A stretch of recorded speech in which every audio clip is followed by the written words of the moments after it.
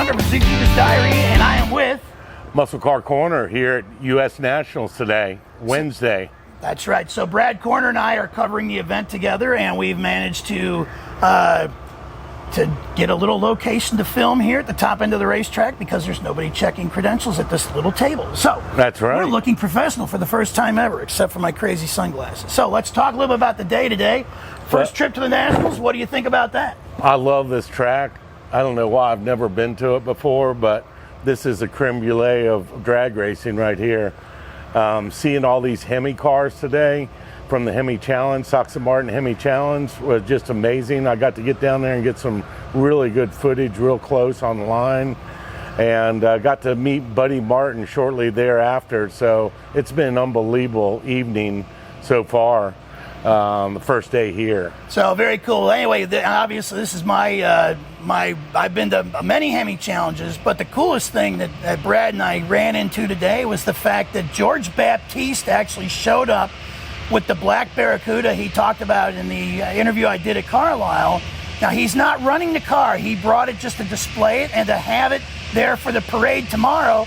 So giving you a heads up, and hopefully we can hear over the sound here. We've got a track cleaner going on in the background there, but well, talk about the first and last, the Hemi car, the pilot car, and then having George's car there. I didn't realize that was the last Hemi Barracuda that Hurst put together. Correct. Well, no, George's car was the final actual Hurst-built 1968 Barracuda to be converted to a modern race car. Oh, okay. In other words, at the time he converted that car over, a lot of other people had either converted their cars already, or those cars were really collector's items even by the early 90s. So that was the last car to actually get brought into the fold as a physical, modern AH-type race car. All right, as mentioned, this is where it all began, and we'll take a look through the pits. It is Wednesday evening. We just finished up the first round of Super Stock AH. Now, one car that didn't get up was George Baptiste, and I am assuming we took off to watch the round, and maybe he couldn't get the car started, but he was a no-show for this round. Covered Baptiste's story about the Barracuda, a couple of my photos. But he's got it here in action. Had not been out of the garage racing since 2005. Cape Verdon, of course. George's background in the military spans to the Korean War. So now you're looking at the very first Hemi Cuda built, the prototype mule, and you're looking at probably the very last real Hurst car converted to the modern race age.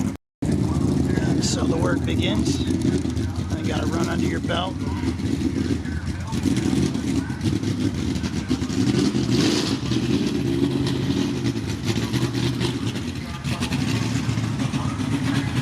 High voltage.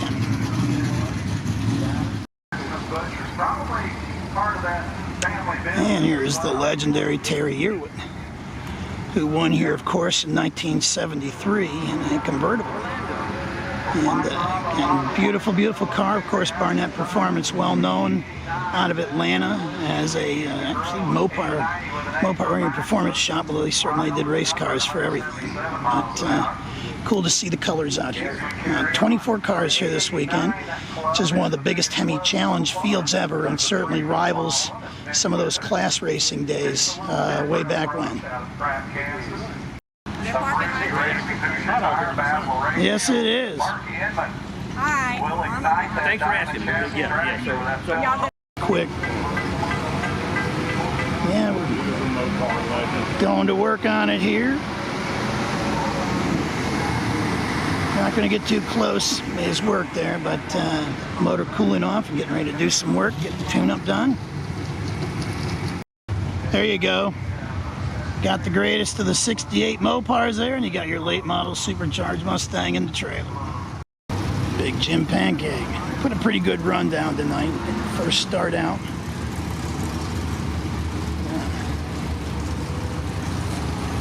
And one of the classic cars in the field.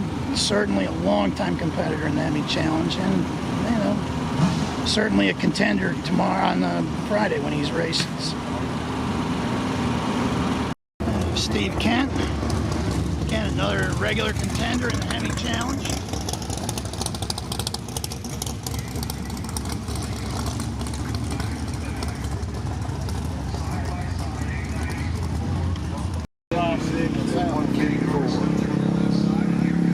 The notorious Frito giving results out. Hey Bear's coming back. Good deal. Spy fishing. All right. Good to see you, brother. There you go. What do you think, Jeff? Former Northeast guy, and down now the man from Louisiana, Doug Fazzolari. What's going on, brother? Mississippi, bro. Where's the car? Mississippi. Mississippi. Moved to Mississippi. You did? Got out of Louisiana? Hell yeah. Ocean Springs, Mississippi. Good deal. How you been, buddy? I'm good. Doing good, man. Doing good. I'm doing good. Hello there, buddy Martin. How are you tonight?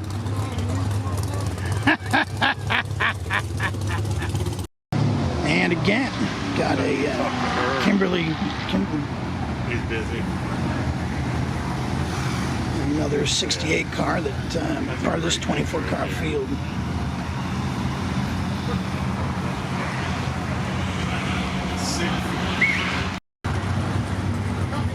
All right, here's Lloyd Wolford's car.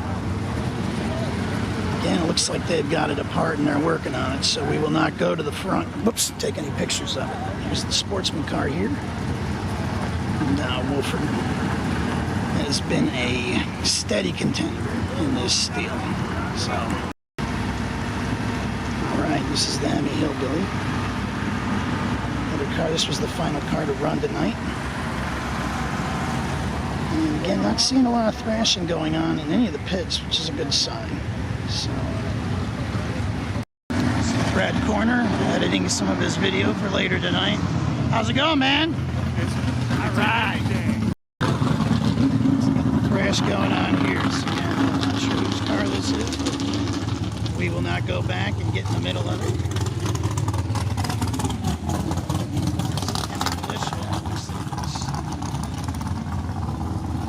This guy working back there on it.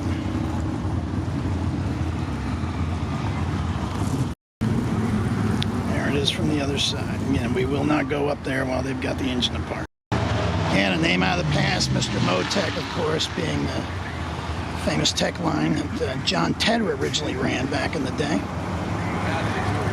And again, they've got the hood off it, so we will not go back into the front. But the sun sets tonight. There's the Bookner entry. So again, I know these guys well enough that if you got a motor apart, they don't need a camera anywhere close to the engine base. So we don't go in the front. You are seeing the back ends of it, and hopefully some of the stuff from the starting line will be good too. And of course, this name is well known from the days even before the Hemi Challenge was the Hemi Challenge, where John, of course, was a real steady player when it was still Super Stock A automatic, king of the hill here at Indy.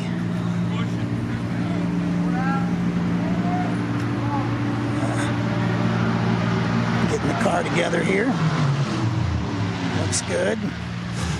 Again, though, no serious thrashing. Not seen any transmissions on the ground or anything like that yet. So we'll keep walking, but to this point, it's been pretty. All right, well, I won't make the dog mad. I'll film from back here.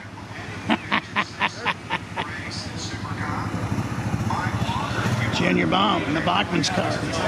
68 Dart running out of still out of Pennsylvania, if I remember right. He's busy working on it. That's the way it is. So, and Junior's also got this 1970s era Duster, 360 powered, running F-stock automatic. Like a lot of guys, it's an extra lap in by even able to run stock, linear, and super stock. A little more treat time, a little more race time, and tow for twice the fun here. And the Cleve Stewart car being worked on here. So, cool cars.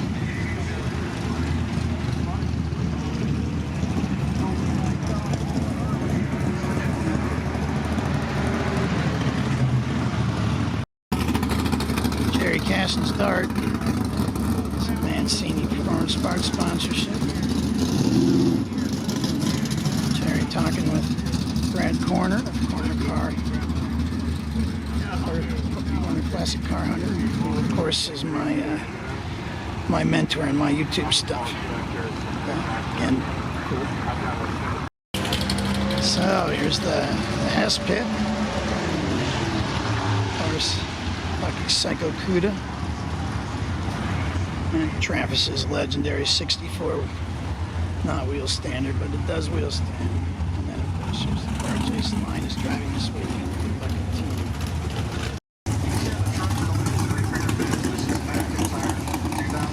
A little bit of thrashing going on here. Lucky's in here working on the computer. Getting it ready to go. And, tomorrow's a new day. Right. Three most beautiful cars on the property in some regards, just because of the work that Travis does with the paint and the selection of color, and again, just the application. Gorgeous, gorgeous race cars. I don't know if you can see past my camera stuff. There we go. I can kind of get a look at the interior in this thing. And old school custom paint.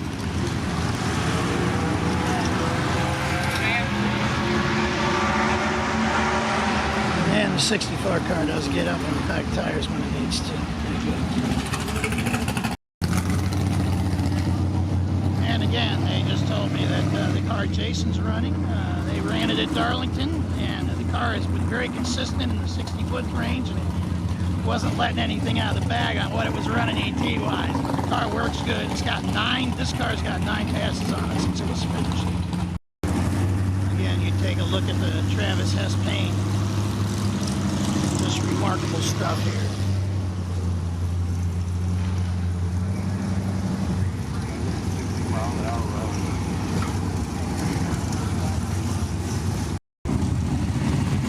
And of course, the legendary Chuck Camella here. And his son Steven.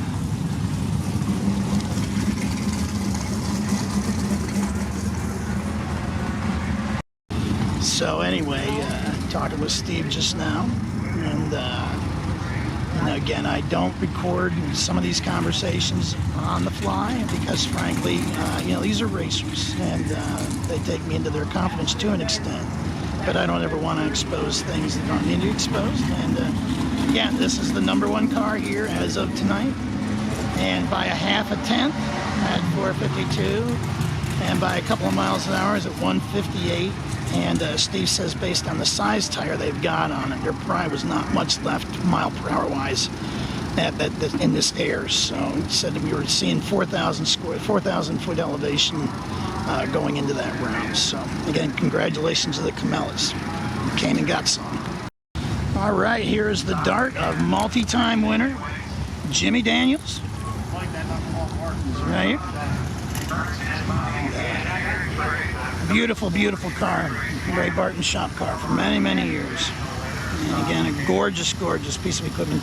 Jimmy just told us he hasn't even looked at the qualifying sheets to see where he ended up yet. They just looking at numbers and trying to figure out where he's going to get some more power. Just the history of it. Just the history of it, yeah. Midnight Thrash.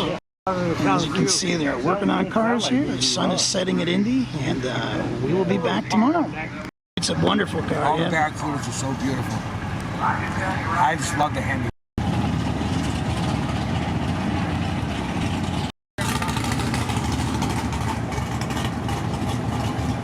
Want me to slow down a little for you?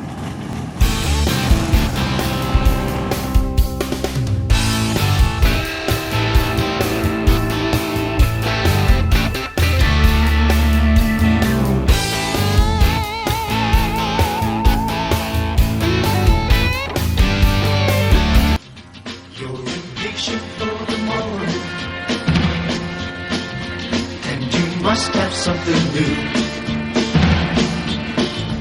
Look out, baby, coming through. This adventure starts tomorrow. Tell the others what to do. Chrysler Plymouth So